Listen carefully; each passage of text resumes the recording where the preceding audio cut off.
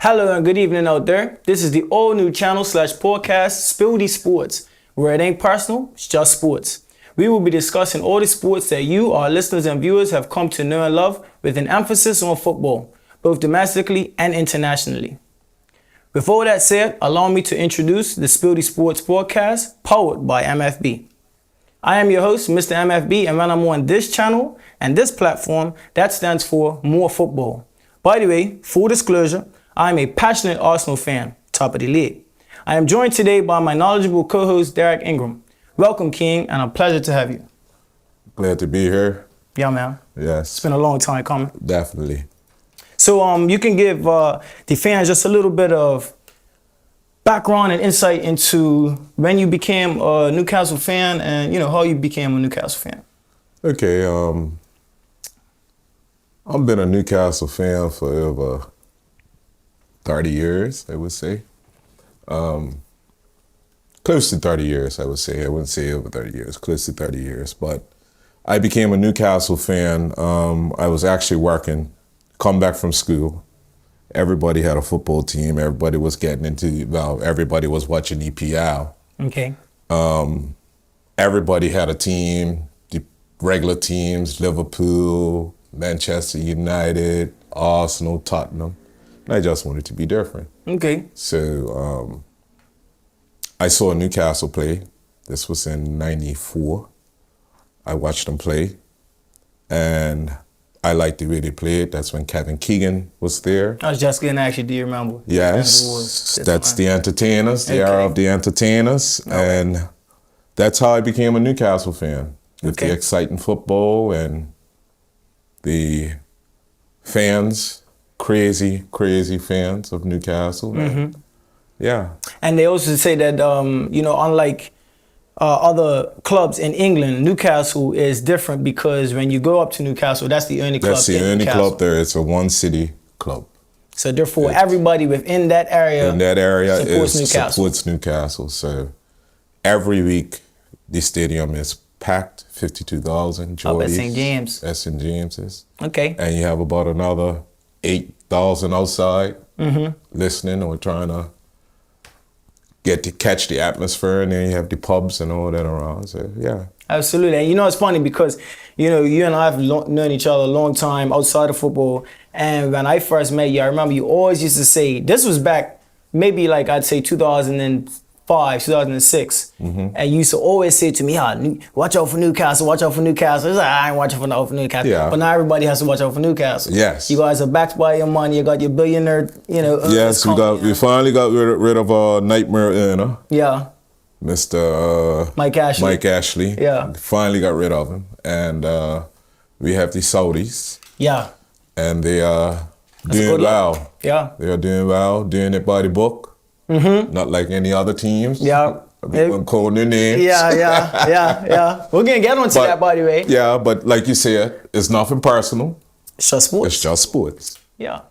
Manchester City and Liverpool both started the week respectively in first and second. Manchester City had 28 points. Liverpool had 27 points. This game was monumental for a lot of different reasons. Yeah, it was. I look at it as I like the two managers. Mm-hmm. Football brains that they have. Mm-hmm. And the knowledge that they have and what they could get out of their players. Mm-hmm. And knowing how to set up the teams. Facts. We all look at football, but the detail that goes into professionals, they are preparing for a game. The attention to detail. Especially a big game like that one. It's very, very knowledgeable and very nice to see. Yeah, and another thing is that there was like a mini battle within the war because Erling Haaland was on track to be the fastest player to 50 goals in the Premier League. Yes. If he was to do it, he would be 17 games clear of Andy Cole, which was the player that held the record for quite some time before he came into the league. Andy Cole was a Newcastle player. Did you know that? I actually didn't know that. Yeah. I actually didn't know that. United actually bought him from Newcastle. There you go. You learn something new every day. You see there. And Me personally, I have a bad one with some of the people in my group chat, my Arsenal group chat, that Arsenal will. I'm sorry, not Arsenal. I'm talking about Arsenal. I'm not biased. That Erling Haaland will score more goals than Kylian Mbappe this year. So I'm got a $100 bet on with my boy Henny, and That he would? that Erling Haaland's gonna score more. I think he would. So I mean, if you want to put your money in the pot, you're down to do. You can do so. Well, it's hard to say. It's hard to say. I look at the EPL. EPL is the hardest league. Absolutely. You run up against the best defenses. Absolutely. It's no give up. Whereas in France, they tend to later on. Well, I watched PSG and Monaco. Was it on Friday? And PSG was up 4-0 first half. I think Cruising. it was cruising, and the score ended up 5-2. Right.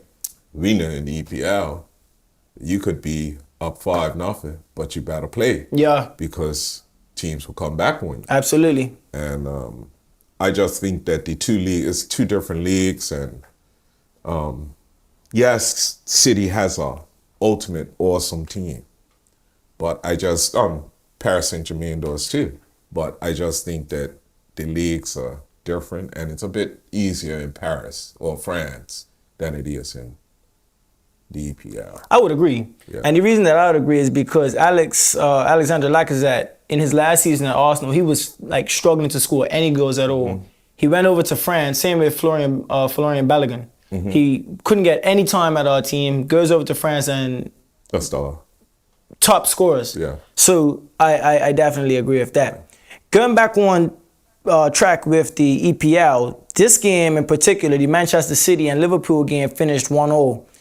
The first goal came in the 27th minute by none other than Erling Haaland. I thought that goal was absolute quality. Yes, it was. From a striker standpoint, there was nothing wrong with it. Like, it was literally nothing that he could have done better. It was his first touch. I mean, if we go back, we can pinpoint that Alisson made a bad mistake with the goal kick, right? Yes. But then it takes a lot of skill for Nathan Ake to bring that ball on, beat two men as a left back too. Good slip through pass, one touch, second touch, bang. Bang, go. No playing about. He doesn't mess about in front of goal. That's one thing I really like about him. Right. You know, he sniffs danger and he punishes you. Yeah. It's either that or the keeper's, making an excellent save. Excellent save. But he's just a force To be reckoned to be with. reckoned with. I agree. I agree. can't see one defender holding him. If you look at how they defend him, usually have two guys. And they both have to be on the game. Both have to be on the game. Yeah. You have somebody in the midfield dropping back to support and help. Yeah. He's just a beast. He's a specimen. He's a phenomenon. Yeah. And on the opposite side, I felt like Liverpool started the game tentatively. That's my opinion. I thought that they kind of like were trying to contain them, but I thought that City was having the lion's share of possession, which is expected when they're at the Etihad. Right. And again, going back to what you said with the tactical masterclasses that both managers put on, I think Jurgen Klopp kind of accepted that there are certain times where you're just going to have to concede possession to City. It just is what it is. But you know they what I mean? both play for high line. That too. And they force you into mistakes. They do. And that's what football's about now. If you look at it, all teams are playing with this intensity, with this intensive midfield. There's high pressure. High pressure. They're trying to nick the And ball off you. defending you from the front. Yeah. Instead of sitting back. That Yeah. old school football, like That's going. Mourinho football and Yeah. Rafa Benitez Yeah. football. That football's finished. Yeah. And Conte. I agree. Right? So football now is front foot. Yeah. Yeah? Yeah. It's about speed, Yeah. technical ability, Yeah. and being able to complete finish. So, people have to, well, not people, but If you want to be the best. want to be the best, Yeah. this is the type of football. And it's entertaining. I agree. It's very entertaining. It's definitely and it makes for a great spectacle for the neutral as well. Yes. I think that a lot of times, like with these managers that you talked about before, some of them had philosophies back then that you spoke about that are kind of outdated. That Right. they still produce results. Yes, Some of them they do. still got Yes. trophies. Yes. And, Yes. whatnot. Definitely. However, it's like now people they want success, but they also want to be entertained. You know Yes. what I mean? Yeah. Especially with Yeah. the amount of television rights and money that's coming into football. There's so many eyes on the EPL. Yeah, and You know not what I only mean? that, but the type of squads that these two teams have, And yeah, from the front to the back, it's quality. is quality. Yeah, yeah. And, one mistake cost you the league, Facts. as you know. Facts. You should know. And it's funny, but you're right though, because Arsenal was very guilty of that last season. But we're gonna get to Arsenal. Back onto the City and Liverpool game. Yes. So Erling Haaland scored in the 27th.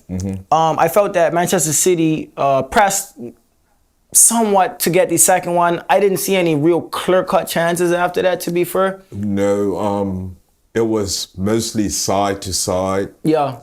There was no real penetration. The game was played in the middle of the park. Absolutely. The midfield battle was pretty much. At first, I thought when it first started, Liverpool came out. They were looking good. Now City took over. Darwin Núñez chance that header. Yeah, That was a good save by That was a good Alisson. save by Alisson. And then Addison, sorry. And then, the game was played in the midfield. And as you know, they both play, when they're attacking, they play three at the back and they play Everybody else going forward. Yeah. So it's kind of blocked each other out. Yeah.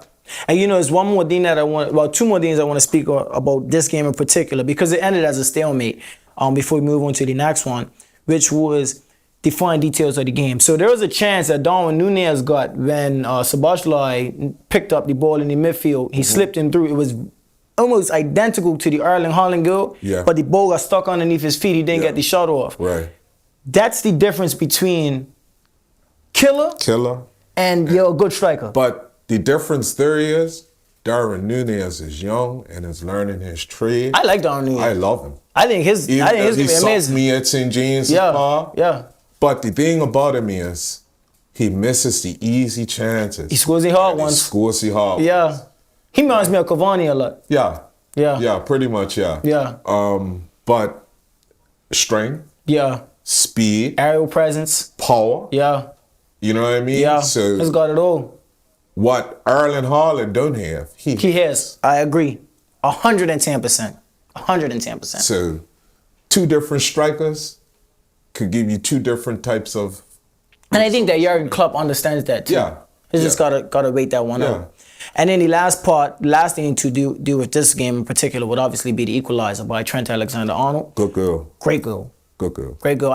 What's funny is that he comes under a lot of scrutiny and criticism for not being the best defensive right back in the world when we didn't fall in love with him for being defensive. No. We fell in love with him for what he can do going forward. Now, here's the thing. Here's the gig to that. I actually don't think he's a bad defender. I think that people over-criticize him simply because they're trying to find a fault in his game, and Kyle Walker is his opposite number in the England team. Right. So you're kind of comparing apples and oranges. The same things that Trent can do offensively, Kyle Walker can't do those things. Right. And I think, not to cut you off, but I think what Kyle Walker has that other right backs don't have is speed. Raw speed. So if you beat him, he can recover. Yeah.